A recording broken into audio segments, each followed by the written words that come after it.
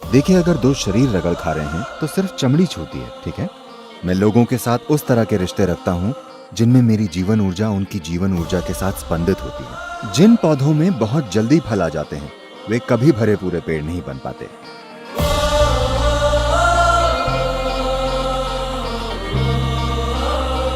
अगला प्रश्न राहुल ने पूछा है, बॉयफ्रेंड या गर्लफ्रेंड बनाने के लिए सही उम्र क्या है? राहुल बॉयफ्रेंड चाहता है।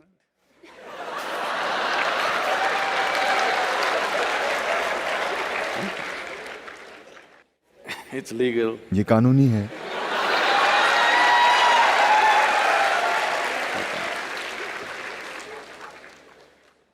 तो मेरे ख्याल से हर बच्चे के बॉयफ्रेंड और गर्लफ्रेंड होते हैं। हाँ, जब आप 3, 4, 5 साल के थे क्या आपके बॉयफ्रेंड और गर्लफ्रेंड नहीं थे? थे। अब आप साधारण दोस्त को एक नया अर्थ दे रहे हैं।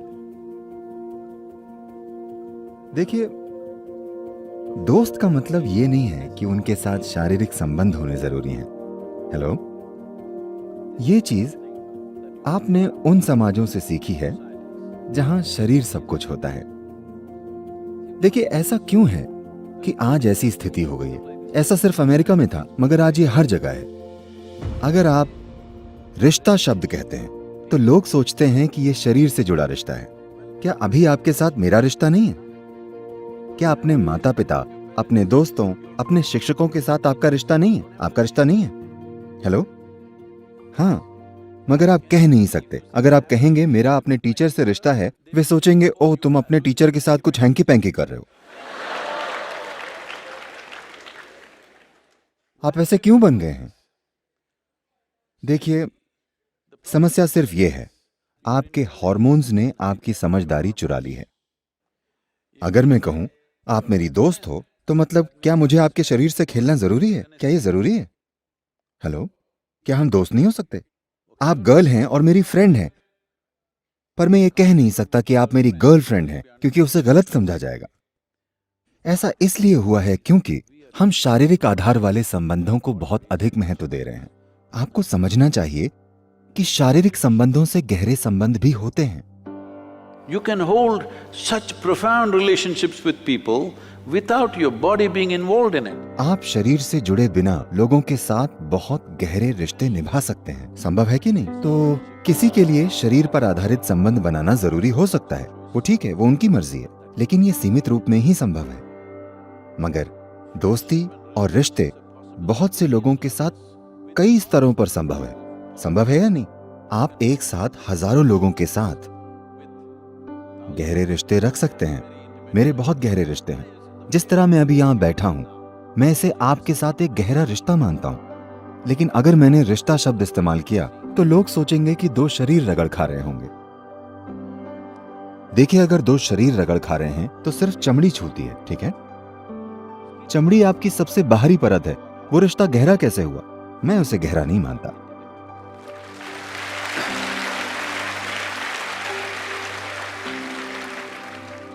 मैं लोगों के साथ जुड़ सकता हूं, सिर्फ उनके मन और भावनाओं से नहीं, उनकी पूरी गहराई में, उनकी जीवन प्रक्रिया से। मैं लोगों के साथ उस तरह के रिश्ते रखता हूं जिनमें मेरी जीवन ऊर्जा उनकी जीवन ऊर्जा के साथ स्पंदित होती है। वो रिश्ता गहरा है, वो वाकई गहरा है। शरीर का रगड़ना ठीक है, जीवन के एक चरण में वो एक जरूरत हो सकती है, ठीक है। हम उसे सही या गलत बताने की कोशिश नहीं कर रहे हैं, ये आपकी पसंद है, मगर उसे दोस्ती का आधार मत बनाइए। तो आप अपने आसपास की हर लड़की और हर लड़के के दोस्त क्यों नहीं हो सकते? हेलो, तो मुख्य रूप से आप पूछ रहे हैं कि मुझे किस उम्र में सेक्स की ओर झुकाव वाले रिश्ते बनाने चाहिए, क्या यही सवाल है? मगर मेरे ख्याल से ये आप अपनी और दुनिया की बड़ी सेवा करेंगे अगर आप इसे बॉयफ्रेंड गर्लफ्रेंड कहना छोड़कर कुछ और कहें। इसे अपना रोमांस या प्रेम संबंध या कुछ और कहें, क्योंकि ये बहुत महत्वपूर्ण है। Friend, the word friend must be released from the body. दोस्त शब्द को शरीर से मुक्त होना चाहिए, वरना दोस्तियां नहीं होंगी। हर कोई इस तरह से होगा। अगर मैं कहूं तुम मेरी दोस्त हो, वो डर जाएगी बिना किसी बात, है ना? अगर मैं कहूं वो मेरी दोस्त है तो वो डरेगी, ये क्या चाहता है, ये मेरा दोस्त कैसे है। दोस्त शब्द को शरीर से मुक्त कर दीजिए, ये बहुत महत्वपूर्ण है। Let friendships happen all over. हर जगह दोस्तियां होने दीजिए। शरीर से जुड़े रिश्ते किसी एक व्यक्ति के साथ होते हैं, वो अलग चीज है, वो आपकी मर्जी है किस उम्र में। देखिए, जब आप पढ़ रहे होते हैं, अगर आप जीवन के इस चरण में इन साधनों को अपने हाथ में नहीं लेंगे, मेरी बात मानिए, आपका ही शरीर, आपका ही मन जीवन भर कई तरीकों से आपको ही धोखा देगा। आप उन पर सवार नहीं होंगे, वे आप पे सवार होंगे। ऐसा नहीं होना चाहिए। अपने जीवन के इस चरण में मुख्य रूप से ध्यान इस पर होना चाहिए कि अपने भीतर सबसे ऊंची जगह तक खुद को कैसे ले जाएं। जीने की जल्दबाजी में न रहें। जीना कुछ समय बाद होगा। अगर आप बहुत जल्दी जीते हैं तो आप बहुत अच्छे से नहीं जी पाएंगे। बहुत जल्दबाजी में जीने की कोशिश मत कीजिए। मैं कोई नैतिकतावादी नहीं हूं कि आपको ये बताऊं कि ये करो वो मत करो। अगर कोई ऐसी जरूरत से मजबूर है तो वो कर सकता है, मगर सभी को ये चलन बनाने की जरूरत नहीं है कि अगर आप कॉलेज में हैं तो किसी के साथ शरीर से जुड़ा संबंध बनाना जरूरी है। ऐसी कोई मजबूरी नहीं है, ऐसा कोई नियम नहीं है कि ऐसा होना ही चाहिए। One can grow. व्यक्ति इससे आगे बढ़ सकता है, मैंने ये पहले भी बताया है, मगर मुझे आपको बताना चाहिए। आम के किसानों के बीच एक रिवाज है, पूरे भारत में ये प्रसिद्ध है। अगर आप आम का पौधा लगाते हैं तो 12-14 महीनों में मौसम आने पर उसमें फूल आ जाएंगे। आम का किसान बड़ी मेहनत से हर फूल को पौधे से तोड़ता है, क्योंकि अगर आप उसे बढ़ने देंगे तो उसमें फल आ जाएंगे। इस नन्हे पौधे में 1-2 फल आएंगे। जिन पौधों में 3 से 4 साल तक फल नहीं आने दिए जाते, वे भरे पूरे पेड़ बनते हैं और उसमें ढेर सारे फल आते हैं। जिन पौधों में बहुत जल्दी फल आ जाते हैं, वे कभी भरे पूरे पेड़ नहीं बन पाते। तो एक आम के किसान में ये बुद्धि होती है, वो हर फूल को तोड़ता रहता है।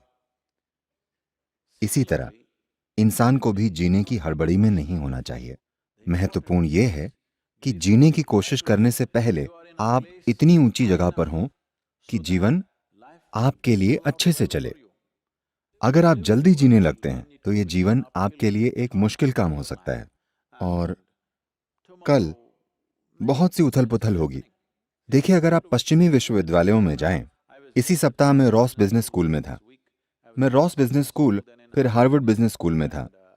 और अगर आप वहां देखें, मुझे नहीं पता कि प्रतिशत क्या है, मगर लोग मुझे बताते हैं, या अगर आप सिर्फ इधर उधर देखें तो आप देखेंगे कि वहां अधिकांश चेहरे भारतीय, चीनी, And like this. सिर्फ 40% के करीब कॉकेशियन नस्ल या अमेरिकी श्वेत होते हैं। हालांकि बहुसंख्यक जनसंख्या उनकी है। ऐसा इसलिए हो रहा है, इन भारतीय परिवारों और चीनी परिवारों के बच्चों के पास एक सपोर्ट सिस्टम होता है और उन्हें 25 साल या उसके आसपास तक अपने माँ बाप के साथ रहना होता है, जब तक वे यूनिवर्सिटी की पढ़ाई खत्म नहीं कर लेते। मगर आमतौर पर श्वेत परिवारों में 18 साल के होने तक लोग परिवार से निकल जाते हैं। वे सभी अपने पार्टनर्स के साथ रहते हैं। वे भावनात्मक चीजों से गुजरते हैं, उसके लिए उन्हें पैसे कमाने पड़ते हैं और हर रोज शाम उन्हें अपने पार्टनर्स का ध्यान रखना पड़ता है। लाइब्रेरी जाने का समय नहीं, पढ़ाई का समय नहीं। सभी टॉपर भारतीय, यहूदी और चीनी होते हैं। आप अमेरिका के सभी विश्वविद्यालयों में देख लीजिए। तो इसका क्या मतलब है? बहुत से अमेरिकी यूनिवर्सिटी की पढ़ाई तक पूरी नहीं करते, सिर्फ इसलिए क्योंकि उनके पास बॉयफ्रेंड और गर्लफ्रेंड है। और ये हमेशा सही नहीं चलता। चीजें होंगी, रोज की उथल पुथल, समस्याएं, ये चीजें हर दिन होती हैं। कि ये आपके जीवन का वो समय है जब आपके अंदर ऊर्जा का स्तर सबसे अधिक होता है। अपने जीवन के इस चरण में अगर आप अपने भीतर एक फोकस और संतुलन बनाते हैं तो ये ऊर्जा किसी शानदार चीज में बदलेगी। लेकिन जीवन के इस चरण में अगर आप फोकस और संतुलन नहीं लाएंगे और उसे मान लीजिए 40-45 साल की उम्र में अर्जित करेंगे, तो आपके पास उतनी ऊर्जा नहीं होगी। ये चीज युवा नहीं समझते। उन्हें लगता है कि ऊर्जा का यह स्तर जीवन भर रहेगा। नहीं नहीं नहीं, ये गुजर जाएगा। ये बस अधिक से अधिक 8 से 12 से 15 साल का सवाल है।